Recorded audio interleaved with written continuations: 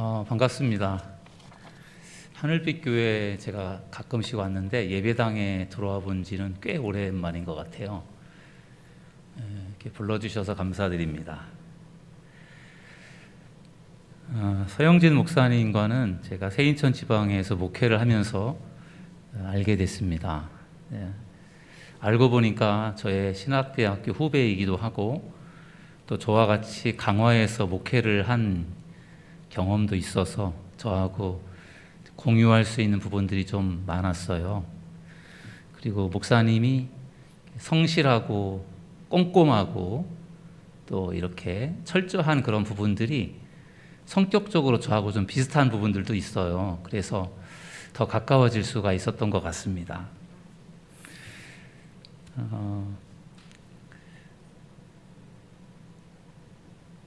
그래서 목사님이 목회하는 것에 저도 관심이 있고 저도 이렇게 마음 든든하게 지켜보고 있습니다.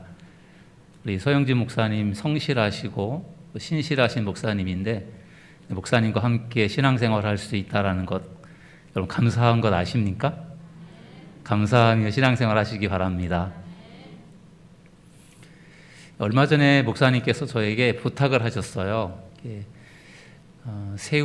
교회를 세우다라는 그런 주제를 가지고 특별 집회를 하는데 저에게 말씀을 전해 주십사 하는 그런 부탁이었습니다. 그래서 제가 하겠다고 그렇게 승낙을 했어요. 왜냐하면은 제가 교회를 세우는 일에 있어서는 저도 할 이야기가 좀 있는 것 같아서 제가 승낙을 하고 준비를 좀 했습니다. 저는 교회를 16년 전에 개척을 했습니다. 그리고 개척한 지 4년 만에 교회를 건축했습니다. 그리고 지난 16년 동안 교회를 개척한 이후에 교인들을 계속 양육했어요. 교회를 세우는 일을 위해서 성도들을 양육하는 일들을 해왔기 때문에 그래도 제가 좀 나눌 수 있는 부분들이 좀 있을 것 같아요. 그래서 오늘 사실은 목사님에게 말씀 부탁을 받고 제가 뭐를 전할까를 생각하면서 저희 교회를 어떻게 세워왔는지를 소개하는 것이 교회를 세운다라는 그러한 주제와 잘 부합되지 않겠나 그런 생각이 들어서 간증 형식으로 한번 좀 말씀을 좀 전해보려고 합니다. 저희 교회를 개척해서 16년 동안 교회를 세워오기까지 어떤 일들이 있었는가를 나누면 그것이 아마 여러분들에게 은혜가 되고 도전이 되지 않겠나 그런 생각을 하면서 말씀을 준비했습니다. 목회자들 세계에서 이런 말이 있어요. 교회를 개척한 적이 없는 목회자는 목회를 논하지 말아라. 성전을 건축해보지 않은 목회자는 교회 목회를 논하지 말아라. 그런 이야기가 있어요. 그만큼 교회를 개척하는 일이 어렵고 성전을 건축하는 일이 어렵다라는 이야기예요. 그런데 저는 교회를 개척해 봤고요. 성전을 건축해 봤습니다. 그래서 제가 두 가지를 경험했기 때문에 많은 고난을 겪었다라고 생각을 하고 그래서 교회를 세우는 일에 있어서만큼은 제가 좀 여러분들에게 좀 들려드릴 말씀이 있지 않겠는가 그런 생각으로 말씀을 좀 준비를 해봤습니다. 저는 26년 동안 지금 목회를 하고 있습니다. 강화에서 처음 목회를 했고 인천에서 부목사 생활을 하다가 16년 전에 교회를 개척했는데 목회를 하면서 제가 깨달은 진리 중에 하나가 오늘 말씀이에요. 하나님을 사랑하는 자 곧 그의 뜻대로 부르심을 입은 자들에게는 모든 것이 합력하여 선을 이루느니라. 이 말씀이 목회를 하면 할수록 맞다 그렇게 참 공감이 되는 말씀입니다. 정말 하나님은 모든 것이 합력하여 선을 이루시는 하나님이심을 믿으시기 바랍니다. 오늘 그 말씀을 좀 나누려고 합니다. 모든 것이 합력하여 선을 이룬다라는 이 말씀을 영어 성경으로 보니까 이렇게 되어 있습니다. In all things 모든 것들 안에서 in all things 모든 것들 안에서 God works for the good 하나님은 선을 위해서 일하신다. 모든 것들 속에 하나님이 일하시는 것은 선을 위해서 일을 하신다라는 거예요. 우리가 이렇게 살다 보면은 열심히 믿음 생활하지만 우리가 참 힘들고 어려운 그런 과정들을 겪을 때가 있어요. 뭐든지 잘 되는 게 아니라, 잘 풀려나가는 것이 아니라 꼬이고 막 엉키고, 그래서 참 힘든 순간들을 경험을 합니다. 그런데 그 결과를 보면은 하나님이 그런 것들을 묘하게, 절묘하게 합력해서 선을 이루게 하시는 그러한 하나님이신 것을 경험하게 되더라고요. 그래서 우리가 하나님을 믿고 섬기는 과정 속에서 금방 일이 이루어지지 않고 고난이 찾아오고 어려움이 찾아올 때 이 말씀을 붙들고 기도했으면 좋겠어요. 하나님을 사랑하는 자, 곧 그의 뜻대로 부르심을 입은 자들에게는 모든 것이 합력하여 선을 이루느니라. 모든 것이라는 것은 내가 생각할 때 안 좋아 보이는 것, 힘든 것, 고난, 그것들조차도 하나님은 선을 이루는 도구로 쓰신다는 것을 믿으시기 바랍니다. 그런데 이 말씀이 모든 사람에게 다 적용되는 것은 아닙니다. 조건이 있습니다. 하나님을 사랑하는 자, 곧 그의 뜻대로 부르심을 입은 자들, 이것이 조건이에요. 하나님을 사랑하는 사람에게 모든 것이 합력하여 선을 이루는 것이지, 하나님을 사랑하지 않는 사람들에게는 해당되지 않는다라는 것입니다. 하늘빛 교회를 섬기는 우리 모든 성도님들, 그리고 하늘빛 교회가 하나님을 사랑하는 교회와 성도들이 되시기를 주의 이름으로 축원합니다. 우리 주변에 계신 분들하고 한번 이렇게 인사하겠습니다. 하나님은 모든 것이 합력하여 선을 이루시는 분이십니다. 인사 한번 하실까요? 하나님은 모든 것이 합력하여 선을 이루시는 분이십니다. 아멘.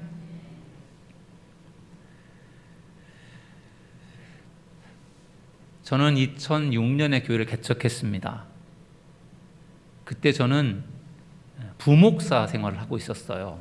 부목사를 하고 있는데 담임 목사님께서 교회를 이동하셨어요. 그래서 어느 날 갑자기 담임 목사님이 바뀌었습니다.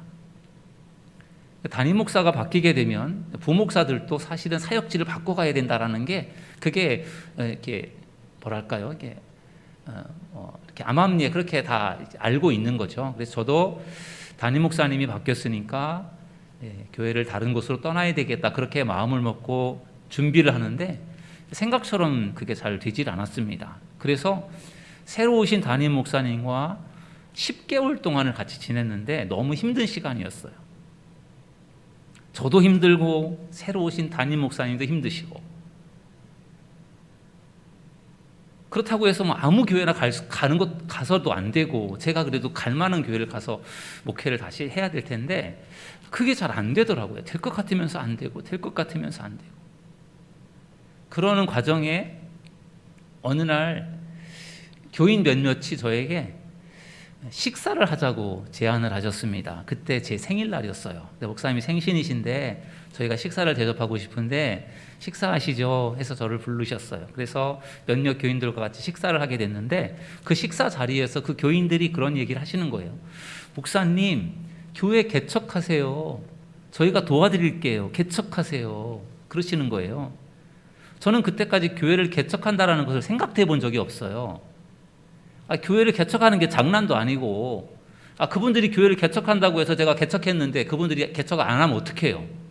말로는 쉽죠. 근데 개척이라는 게 쉬운 게 아니잖아요. 아무것도 없는데 어떻게 개척을 해요? 근데 그들이 자꾸 진지하게 이야기를 하시는 거예요. 개척하시라는 거예요. 도와주겠다고. 그러면서 저는 여성교회 회장 할게요. 저는 식당에서 봉사할게요. 저는 아이들 가르칠게요. 이러면서 몇몇 분이 그렇게 얘기를 하시는 거예요. 그래서 저는 처음에는 뭐 그냥 한쪽 귀로 듣고 흘렸는데, 그 이후에 자꾸만 이렇게 제가 가고자 하는 그러한 길들이 막히게 되고, 또 교회에서 계속 있을 수도 없고 막 이런 어려운 상황들이 펼쳐지다 보니까 기도를 하게 되더라고요. 정말 하나님, 저 뜻이 무엇이죠? 제가 어디로 가야 되는 겁니까?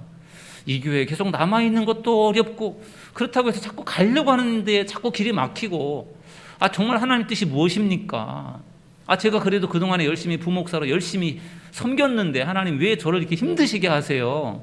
막 그렇게 막 기도하게 되더라고요. 그러면서 이것도 저것도 하나님께서 도대체 원하시는 게 뭘까? 이 길도 막히고 저 길도 막히고, 그런데 교인들은 개척하자고 하는데 이 개척하는 게 하나님 뜻일까? 그런 생각이 들었어요. 그래서 기도를 하게 됐습니다. 기도원에 가서 금식하면서 막 기도를 하는데 하나님이 자꾸만 개척에 대한 마음을 주시는 거예요. 그래서 이상하다. 개척하는 마음이 전혀 없는데. 그래서 그 개척하자고 저한테 제안했던 분들이 교인들에게 이야기를 해서 우리 개척하는데 같이 합시다 이렇게 얘기를 하다 보니까 그게 이제 소문이 퍼져나가서 담임 목사님의 귀에 들어간 거예요. 담임 목사님이 어느 날 막 저를 부르시는 거예요. 빨리 박 목사 나한테 와보라고. 갔더니 목사님이 박 목사 교회 개척한다면서 누구랑 개척할 건데 막 다짜고짜 따지시는데 겁나더라고요. 그러면서 목사님께서 이번 주에 당장 교회를 사임하래요. 그래서 교회를 사임했습니다. 그런데 교회를 개척하겠다고 했던 분들 몇몇이 따라 나오셔서 정말 그분들이 교회를 개척하는데 같이 함께 해주셨어요. 그래서 2006년 10월 22일 날 교회를 사임하는 날 오후에 그분들하고 같이 예배를 드렸습니다. 그분들이 저희 가정을 포함한 12가정이었어요. 12가정이 모여서 교회를 같이 시작한 겁니다. 그 중에는 제가 부목사로 있던 교회 시무 장로님도 한 분이 계셨습니다.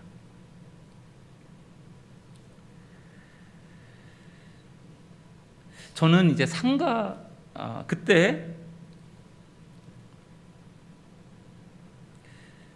저는 교회를 개척할 마음이 추호도 없었는데 저를 불쌍히 여기는 교인들을 통해서 교회를 개척하자라는 말씀을 저에게 들려주었고, 그래서 저도 기도하게 됐고 용기를 내게 되었고, 또 그런 와중에 담임 목사님이 호통을 치면서 나가라고 하는 그러한 여러 가지 과정들이 정말 교회를 개척할 수밖에 없는 상황으로 몰아갔고, 그래서 하나님이 합력하여 선을 이루시는 그 하나님이 저를 개척할 수 있게 하셨다, 그런 깨달음이 오더라고요. 처음에는 개척하고 나서 담임 목사님이 정말 너무 원망스럽고 너무 싫었어요. 너무 미웠고 나를 어떻게 그렇게 쫓아낼 수가 있나 그런 생각이 들어서. 그런데 시간이 지날수록 담임 목사님이 고맙더라고요. 그 목사님이 아니었으면 제가 교회를 개척 못했을 텐데 목사님이 막 저를 어떻게 보면 막 내쫓듯이 하다 보니까 교회를 개척하게 된 건데, 그런 부분에 있어서 교회를 개척할 수 있게 그렇게 하신 거구나 그런 생각이 들어서 원망스럽고 미웠는데 어느 날부터는 그런 마음들이 사라지더라고요. 정말 하나님이 모든 것이 합력하여 선을 이루게 하셨다 그런 생각이 들었어요. 부목사를 사임하고 교회를 개척한다고 나섰는데 아무런 준비가 안 되어 있어요. 예배할 장소가 없습니다. 예배를 드려야 되는데, 그래서 여기저기 떠돌아다니다가 교회를 개척하기 위해서 같이 시작한 권사님이 저쪽 성남동 쪽에 아파트를 분양을 받았는데 그 아파트에 입주하기까지 한 2달 정도, 3달 정도의 여유가 있어서 그 아파트가 비어 있는 거예요. 그래서 그 아파트에서 예배를 드리도록 그렇게 허락을 해 주셨어요. 그래서 그 아파트에서 예배를 드리게 됐습니다. 예배를 드리면서 저는 계속 시간만 나면 그러니까 교회를 어디다 할까, 어떤 건물에 교회를 할까, 어떤 건물이 좋을까를 계속해서 보러 돌아다녔습니다. 밥만 먹으면 밖에 나가서 이 건물 저 건물 돌아다니고 이 지역 저 지역을 다니면서 어디에 교회를 개척하면 좋을까를 돌아다녔는데 정말 여긴 너무 좋다, 교회를 개척하고 싶다라고 하는 생각이 드는 곳에는 어김없이 교회가 많이 있었습니다. 정말 교회를 개척할 데가 없어요. 너무 교회가 많은 거예요. 그리고 또 교회를 개척하려고 할 때 건물주가 교회를 또 안 주려는 그런 분도 계시고, 또 주변에 있는 교회들이 반대하는 경우도 있고, 정말 교회를 개척하는 게 이렇게 힘든 것인가 그런 생각을 뼈저리게 했습니다. 그러다 결국은 적절한 장소를 찾았습니다. 그 장소가 계양구 효성동이라는 곳이었어요.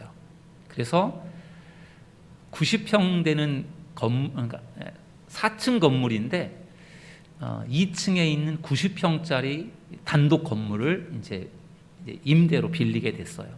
계약을 했습니다. 그래서 월세가 230만 원. 2006년도에 230만 원. 교인도 없는데 230만 원짜리 월세를 계약을 하고 거기서 이제 개척을 하겠다고 한 거예요. 그러니까 제 생각에는 그냥 개척교회가 조그만 예배당만 있어갖고는 될 게 아니고 그 개척교회가 그래도 삼각교회가 뭔가 좀 구색을 갖춰야지 사람들이 오지. 정말 무슨 구멍가게처럼 조그만 예배당 하나만 있어가지고는 사람들이 왔다가도 그냥 도망갈 것 같은 생각이 들었어요. 그래서 기왕이면 개척하려면 그래도 상가에서 개척하려면 뭔가 좀 구색을 갖추자. 예배실도 있고 대예배실도 있고 소예배실도 있고 유아실도 있고 식당도 있고 이래야 뭐 사무실도 있고 그래야 이게 뭔가 좀 그래도 삼각교회 안에 있는 그래도 교회라고 생각이 되지. 그렇게 하지 않고는 사람들이 안 올 것 같은 생각이 들었습니다. 그래서 저는 90평짜리 건물을 얻은 거예요. 근데 이제 같이 개척한 장로님이 걱정이 되는 거예요. 목사님 이거 감당할 수 있을 것 같으세요? 90평짜리 월세가 230인데 그리고 제가 살고 있는 아파트도 월세가 50인데 280만 원이잖아요. 교인 12가정이 과연 이걸 감당할 수 있을까요? 장로님이 걱정이 되는 거예요. 그래서 장로님이 그 반쪽만 하자는 거예요. 반쪽만. 그 상가 건물이 반으로 하면 100만 원인데 그걸 다 하면 230만 원인 거예요. 장로님은 100만 원이면 그래도 부담이 덜 되는데 제가 다 하자고 하니까 230만 원 이거 너무 부담이 됐던 것 같아요. 장로님이. 근데 저는 그때 뭣도 모르고 그냥 이만큼은 있어야 되겠다는 생각으로 그거를 하자고 한 거예요. 그 장로님이 그래도 따라주셔서 그거를 계약을 했어요. 230만 원짜리 상가를 얻어서 거기에서 이제 교회를 시작하게 됐습니다. 그것이 2006년 12월 16일이었어요. 그날 눈이 많이 내렸어요. 그날 그 두세 달 동안에 교회 없이 여기저기 떠돌아다니고 그리고 아파트에서 예배를 드리다가 상가를 얻어서 거기다가 교회를 꾸며놓고 예배를 드리는데 정말 눈물이 나더라고요. 얼마나 좋은지. 교회가 없어 보지 않은 사람은 그거를 모르는데 교회가 없었던 것을 경험하다 보니까 그게 얼마나 소중한지가 알겠더라고요. 그리고 나서 이제 그 상가에 교회를 만들어 놓고 한 3개월 정도가 지났는데 제가 부목사로 섬겼던 교회의 장로님 2분과 또 다른 교인들이 저희 교회로 오셨어요. 새로 오신 목사님하고 뭔가 트러블이 있었던 것 같아요. 그래서 졸지에 장로님이 3분이 된 거예요. 그리고 그 다음 해에 2분의 장로님을 더 세워서 졸지에 개척교회가 장로님이 시무장로님이 5분이 되셨어요. 교인들도 한 6, 70명 됐던 것 같아요. 그래서 개척교회인데 장로님이 5분이 계시고 뭔가 구색을 갖추고 이렇게 교회가 시작되었습니다. 정말 하나님의 은혜라고 생각이 되고 참 감사한 일인 것 같아요. 그런데 제가 장로님이 5분이 계시고 교회가 좀 탄탄하게 세워진 것 같지만 목회를 해보니까 개척교회는 개척교회더라고요. 아무리 장로님이 계셔도 개척교회는 개척교회예요. 그러면서 역사가 있는 교회들이 존경스러워지더라고요. 이 교회 역사를 무시 못하겠더라고요. 개척교회는 아무리 몸부림을 쳐도 개척교회는 어쩔 수 없이 개척교회라는 걸 제가 많이 느꼈거든요. 그래서 더 조심스럽게 신경 써서 목회를 하게 되더라고요. 개척한 지가 2년이 되었을 때 성전 건축에 대한 꿈을 갖기 시작했습니다. 그 당시에 저희 교회 월세가 230만 원이고 저희가 살고 있었던 아파트 월세가 50만 원, 280만 원씩 월세를 내는데 이제 한 장로님께서 이런 이야기를 하셨어요. 목사님, 매월 280만 원씩 월세를 내면 없어지는 건데 그 정도 돈으로 대출을 받아서 건물을 사면 세월이 지나면 그게 건물이 올라가서 그게 훨씬 유익이 되는 거니까 우리 여기다가 월세를 내지 말고 조그마한 건물이라도 사십시다. 그런 얘기를 하시는 거예요. 제가 그 얘기를 딱 듣고 보니까 그 말이 맞더라고요. 그래서 한번 해봅시다. 그렇게 장로님들하고 기획위원들하고 의논을 하고 그때부터 건물을 찾기 시작했어요. 제가 생각할 때는 우리가 280만 원의 월세를 내니까 280만 원 정도의 이자를 낼 수 있는 원금이 어느 정도 될까 계산해 보니까 7억 정도. 7억 정도의 건물을 사면 그 정도는 우리가 감당할 수 있겠다 생각이 들어요. 이자를 낼 수 있는 정도 비용. 그 당시 한 6%, 7% 이렇게 이자가 됐으니까 7억짜리를 사면 감당이 될 것 같은 생각이 들었습니다. 그래서 제 목표를 바닥평수 건물 50평 그리고 3층짜리 건물 단독 상가 건물 그 정도가 그 당시로서는 한 7억 정도만 살 수가 있었거든요. 그래서 그런 건물을 계속 찾아다녔습니다. 정말 밤낮으로 그런 건물을 찾아다녔어요. 부동산이라는 부동산은 눈에 띄면 다 들어가서 그런 것을 찾아달라고 부탁을 하고, 처음에는 가서 부탁만 하고 나오기가 되게 좀 그랬는데 하도 돌아다니니까 이제는 아무 이상이 없더라고요. 전혀 문제가 안 되더라고요. 그래서 보이는 부동산마다 가서 그런 걸 찾아달라고 하고, 그런 게 있다고 하면 가서 보고, 이렇게 계속 그렇게 시간을 보냈습니다. 그런데 그때 저희 교회가 가지고 있었던 재산이 교회 보증금 3천만 원, 사택 보증금 3천만 원, 6천만 원이 전부예요. 그런데 어떻게 7억짜리를 건물을 삽니까? 저는 그냥 장로님들과 교인들이 알아서 해주겠거니 생각을 하고, 저는 무작정 다니면서 이것저것 좋은 걸 봤는데, 돈이 없으니까 아무리 좋은 걸 봐도 그걸 어떻게 할 수가 없더라고요. 정말 그냥 그림의 떡을 보고 사는 거예요. 그러던 어느 날 저희 교회 이제 선임 장로님께서 좋은 건물이 경매로 나왔는데 그걸 한번 사자라고 제안을 하셨어요. 건물은 4층이고 1, 2층은 한 50평 된 상가 건물이고 3, 4층에는 한 5채 정도가 되는 그런 주택이 있는데, 그게 경매로 싸게 나왔으니까 그거를 사자고 말씀하셨어요.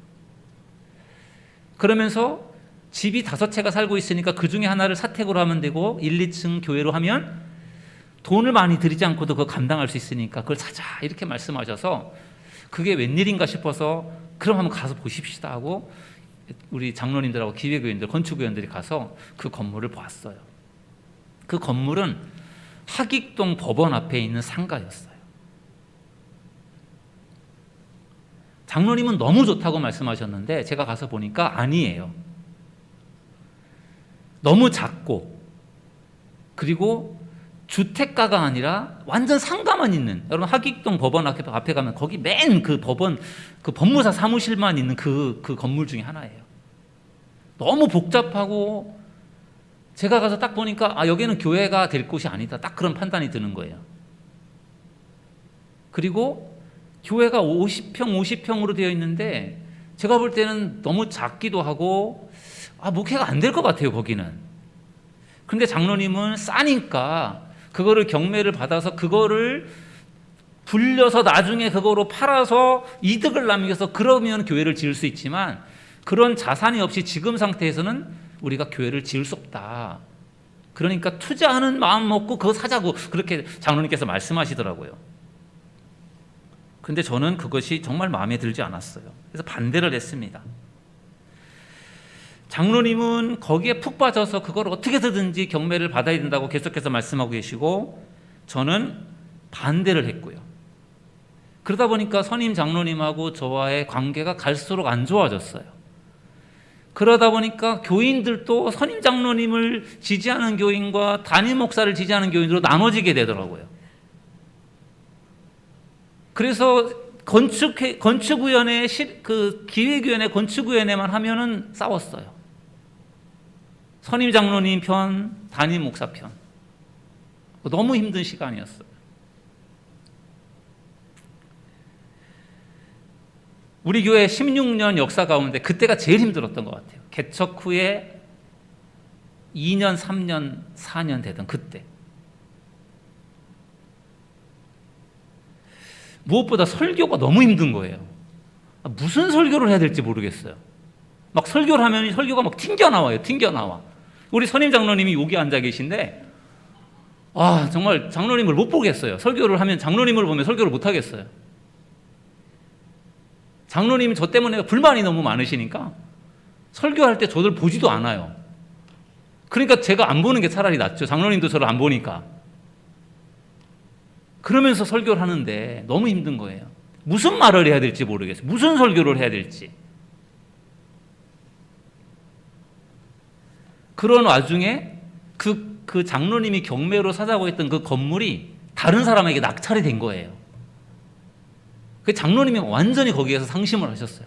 목사님 때문에 저거 못 샀다는 거예요. 목사님만 허락했으면은 그거 경매를 받으면 싸게 살 수 있는데 목사님이 반대를 해서 그걸 못 샀다고 하면서 너무 상심해하면서 교회를 안 나오시려고 하시는 거예요. 그리고 장로님을 지지했던 교인들도 같이 막 거기에 같이 흔들리는 거예요. 그래서 저는 그때 이제 끝났구나, 교회가. 이제 이러다가는 교회가 끝날 것 같아요. 장로님을 지지했던 분들이 그냥 교회를 다 떠나실 것 같은 생각이 들었어요. 그래서 아주 불안불안했습니다. 그러면서 더 기도를 하게 만드시더라고요. 그래서 다시는 교회 건축 얘기 하지 말자. 괜히 교회 건축 얘기했다가 이거 교회가 사단이 날 뻔 됐는데 다시는 교회 건축 얘기하지 말아야지. 그렇게 결심을 하고 건축에 대한 이야기를 입 밖에도 꺼내지 않았어요. 그냥 조용히 지나가고 싶었어요. 너무 힘들어서. 그렇게 몇 달을 지내는데 이건 아닌 것 같아요. 교회를 한번 건축하자고 말을 했는데 이거를 뭔가 효부를 봐야 되는데 가만히 있자니 너무 답답한 거예요. 그러다 보니까 저도 모르는 사이에 제 발걸음이 또 부동산으로 가고 있는 거예요. 교회를 또 알아보고 싶어가지고.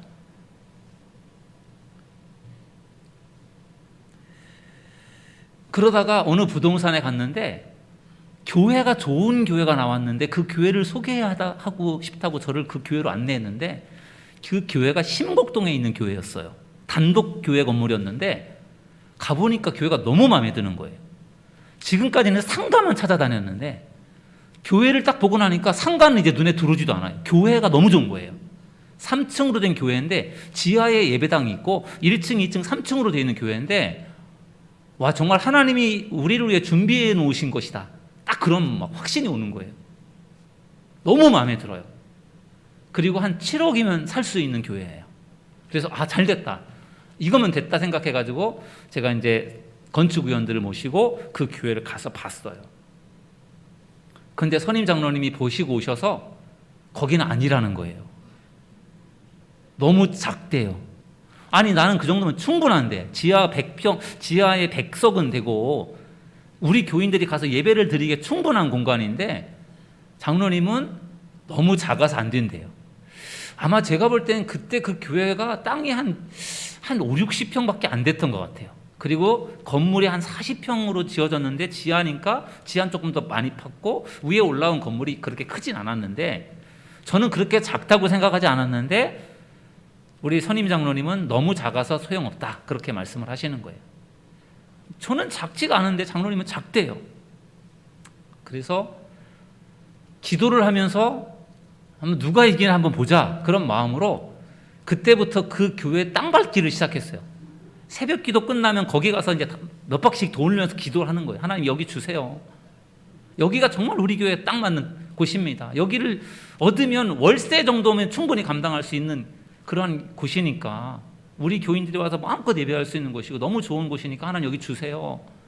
그렇게 땅밟기를 하면서 며칠을 기도하면서 지나고 있는데 어느 날 보니까 교회 간판이 바뀌었어요. 다른 교회 이름이 붙어 있는 거예요. 깜짝 놀래가지고 부동산에 가가지고 여기 어떻게 된 거냐고 물어보니까 다른 교회로 넘어갔대요. 다른 교회가 그 사이에 산 거예요. 그거를 교회를.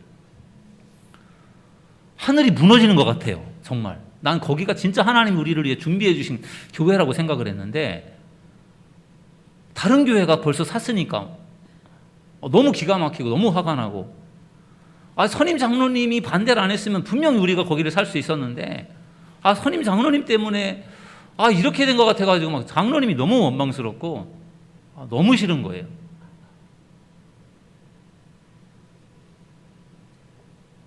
정말 교회를 떠나고 싶더라고요. 목회가 하기 싫어요. 모든 열정이 다 식어버렸어요. 그런데 그런 마음으로 기도를 하는데 선임 장로님의 마음이 느껴지는 거예요. 그때 그 경매를 받으려고 하다가 못 받았는데 그때 그 장로님이 막 상심해할 때 그 마음이 이 마음이었겠구나라는 생각이 딱 드는 거예요. 그러면서 그 장로님의 그 마음이 막 이해가 되는 거예요.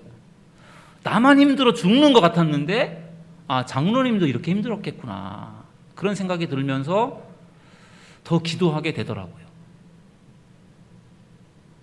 그리고 또 다른 뜻이 있겠지 생각하고 그냥 거기에 대한 미련을 접었죠. 그리고 또 계속 찾아다녔습니다. 또 하나님이 뭘 또 준비해 주실까, 그런 마음으로. 그러다가 제가 연희동에서 또 마음에 드는 그 공장 건물을 소개를 받았습니다. 7억이었어요. 그리고 괜찮았어요. 그래서 제가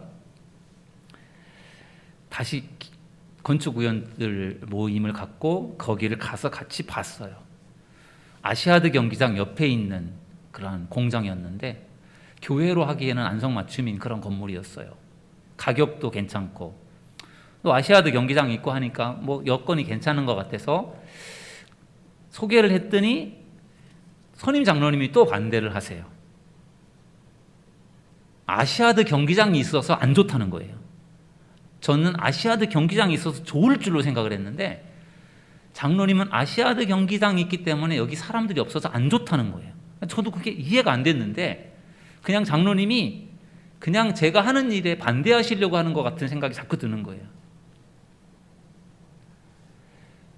그러면서 장로님이 송림동에 있는 상가 건물을 보고 왔는데 거기가 훨씬 좋다고 하면서 또 거기 이야기를 하시는 거예요. 그래서 가서 봤어요. 아파트 안에 있는 상가인데 제가 볼 때는 아니에요.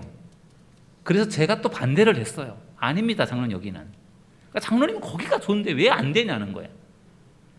저는 여기 연희동에 있는 그 공장 건물이 난 좋은데 장로님은 송림동에 있는 건물이 좋다는 거예요. 그러니까 이게 의견이 맞지가 않는 거예요.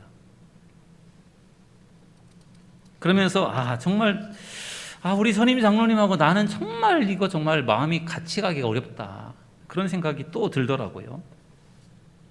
그래서 이것도 저것도 아닌 그러한 상태에서 어느 날 지금 현재 있는 가정동에 있는 저희 교회 건물을 누군가에게 소개를 받았어요.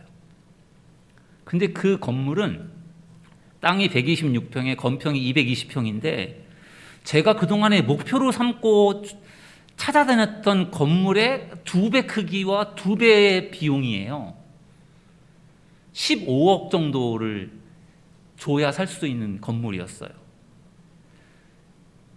교회도 너무 크고 넓고 참 좋은데 제 생각에는 여기는 우리가 감당하기가 이거 힘들겠다, 버겁다, 7억이면 되는데 2배인데 이걸 어떻게 감당하나, 여긴 좀 안 될 것 같은 생각이 들었는데 그래도 혹시라도 모르니까 우리 건축위원들에게 한번 보여드리기나 하자, 그런 마음으로 거기를 가서 보여드렸어요.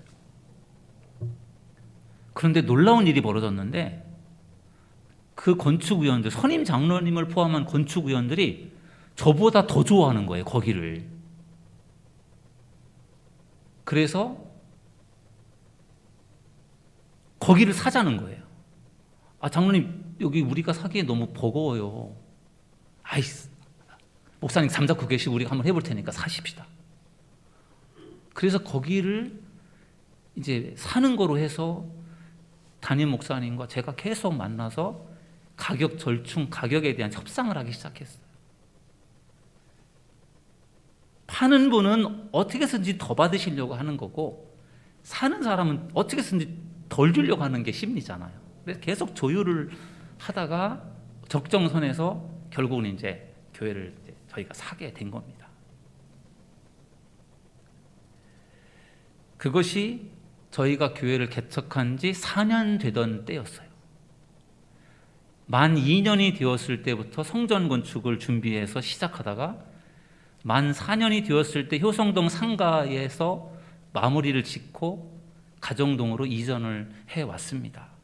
저는 이 성전 건축을 우리가 준비하면서 또다시 경험한 것이 하나님은 모든 것이 합력하여 선을 이루게 하시는구나, 그런 생각이 들었습니다. 왜냐하면 선임 장로님이 마음에 든다고 하는 건물은 이상하게 제가 마음에 안 들어요. 제가 마음에 든다고 하면 선임 장로님이 마음에 안 든대요. 그러니까 이게 안 되는 거예요. 그런데 선임 장로님이 경매로 사서 가자고 했던 그 건물로 갔더라면 제가 볼 땐 좋은 선택이 아니었어요. 제가 가자고 했던 곳으로 가는 것도 그때는 제가 볼 땐 좋았는데 좋은 선택이 아니었어요. 장로님이 브레이크를 안 잡았으면 제가 갔을 거란 말이에요. 그런 과정에서 힘들고 어려운 과정들을 겪으면서 기도하게 하셨고 준비하게 하셨고 지금의 가정동 교회로 하나님 인도하신 것을 볼 때 정말 그것은 합력하여 선을 이루는 하나님의 방법이었다, 그런 생각이 들더라고요. 성전을 건축하는 일을 놓고 준비하면서 정말 2년 동안 많이 힘들었는데 힘든 일이 있을 수밖에 없었던 것이 기도는 하지 않고 건물만 보러 다녔어요. 땅을 보러 다니고 건물을 보러 다니고 기도를 하면서 그런 걸 찾아야 되는데 기도는 하지 않고 자꾸만 땅과 건물을 찾아다니고 하니까 하나님이 기도시키려고 우리에게 어려움을 더 겪게 하셨던 것 같은 생각이 들었습니다. 나중에 깨달은 거예요.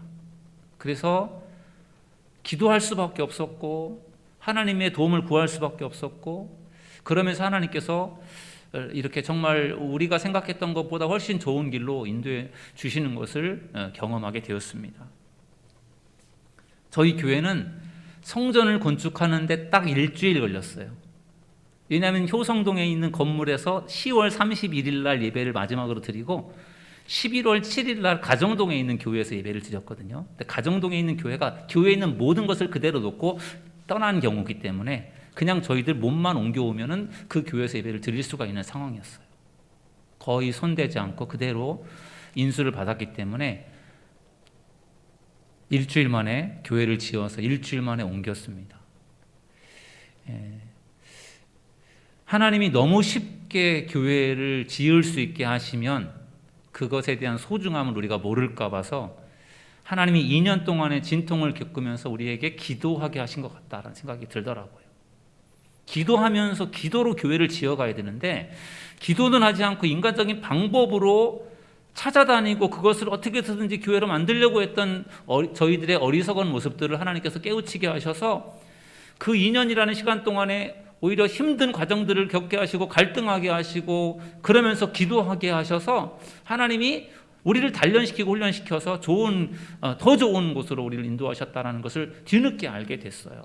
그래서 제가 성전을 건축하는 일들, 다른 저의 앞에 계신 목사님이 아름답게 지어놓은 건물을 우리가 그냥 인수한 것이지만 그 과정들을 겪으면서 정말 성전은 기도로 짓는 것이구나 라는 것을 절실하게 깨닫게 되었습니다.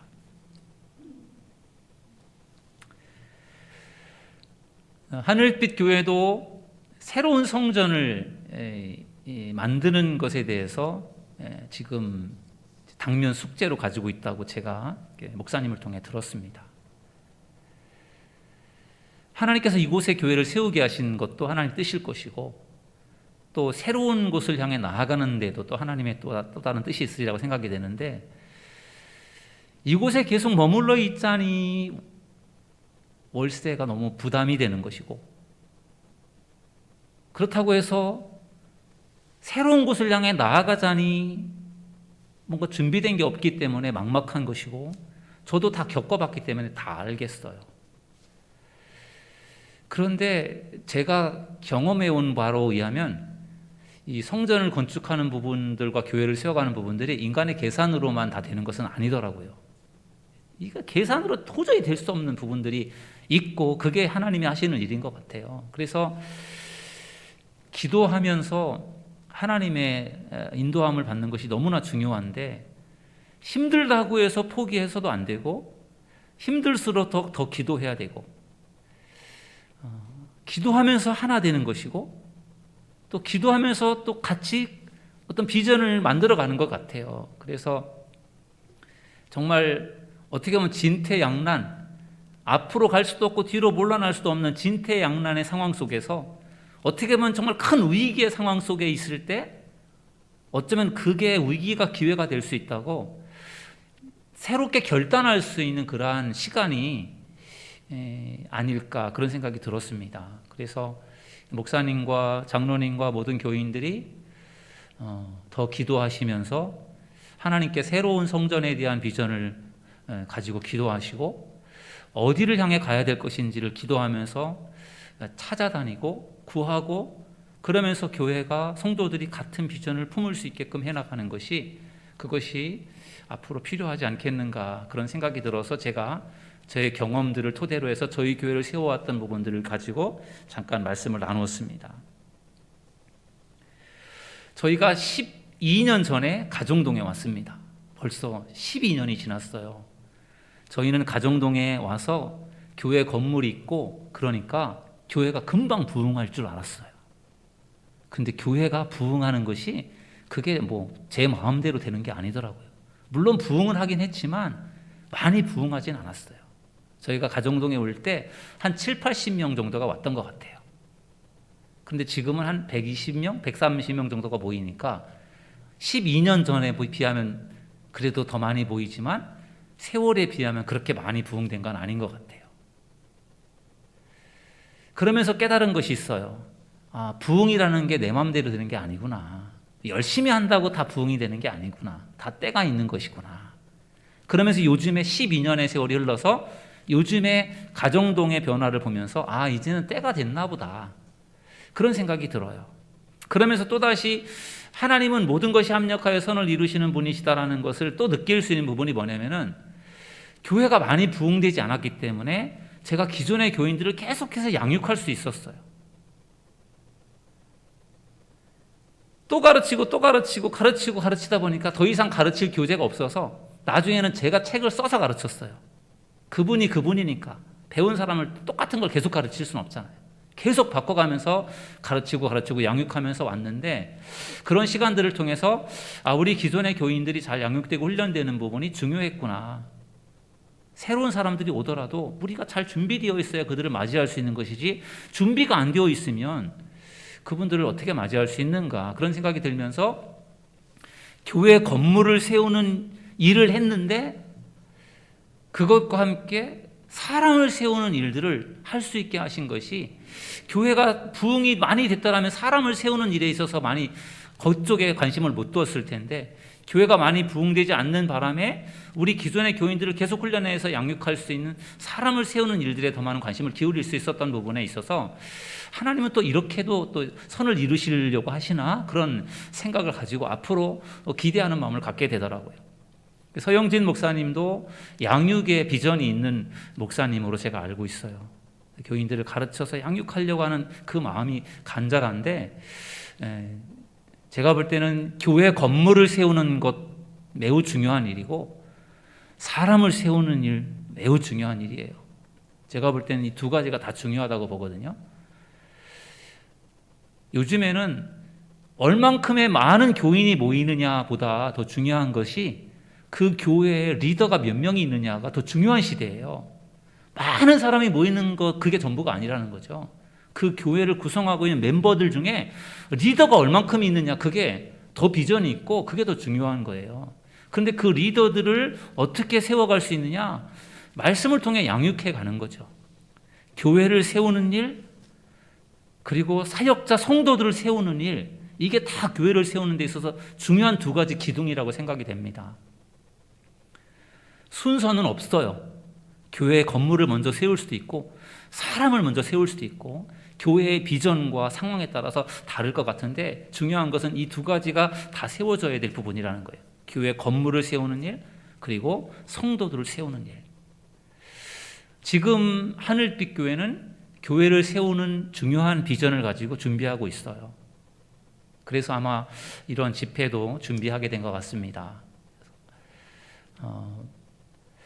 교회를 세우는 것 매우 중요한 숙제인데 교회를 세우려면 교인들이 하나 되는 것이 매우 중요한 것 같아요. 제가 목회하면서 경험했던 부분들. 교회를 건축하기 위해서 2년 동안 정말 무지하게 갈등하고 다퉜어요.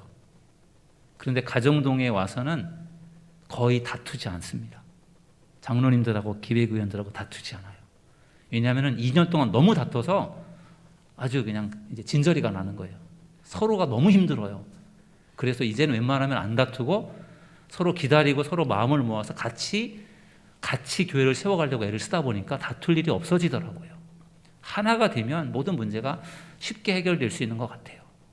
그래서 그리고 기도하는 것이 중요하고, 기도하시고 하나가 되시고, 그리고 같은 비전을 품으시고 교회 건물을 세우는 일과 사람을 세우는 일에 있어서 비전을 가지고 함께 준비한다면 하나님께서 하늘빛 교회를 통해서 큰 일을 분명히 행하실 줄로 믿습니다.